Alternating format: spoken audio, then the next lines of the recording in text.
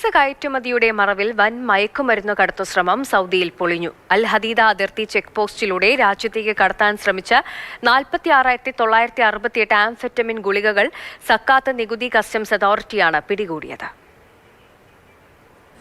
Saudi അറേബ്യയിലേക്ക് cheese കയറ്റുമതിയുടെ മറവിൽ കടത്തുവാൻ ശ്രമിച്ച 46,968 amphetamine മയക്കുമരുന്ന് ഗുളികകളാണ് സാറ്റ്ക പിടികൂടിയത്.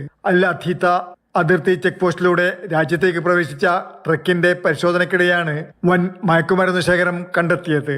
ചീസ് കയറ്റുമതി വഹിച്ചിരുന്ന മെറ്റൽ കണ്ടെയ്നറുകൾക്കുള്ളിൽ അതിവിദഗ്ധമായി ഒളിപ്പിച്ച നിലയിലായിരുന്നു ഗുളികകൾ സൂക്ഷിച്ചിരുന്നത്.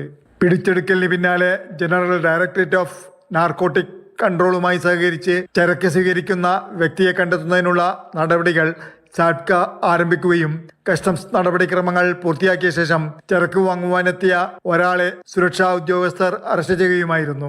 രാജ്യത്തേക്കുള്ള കയറ്റുമതി ഇറക്കുമതി ചരക്കുകളിൽ കർശന പരിശോധന തുടരുമെന്നും മയക്കുമരുന്നും നിരോധിത വസ്തുക്കളും കടത്തുവാനുള്ള ശ്രമങ്ങൾ ശക്തമായി ചെറുക്കുമെന്നും സാറ്റ്ക വ്യക്തമാക്കി.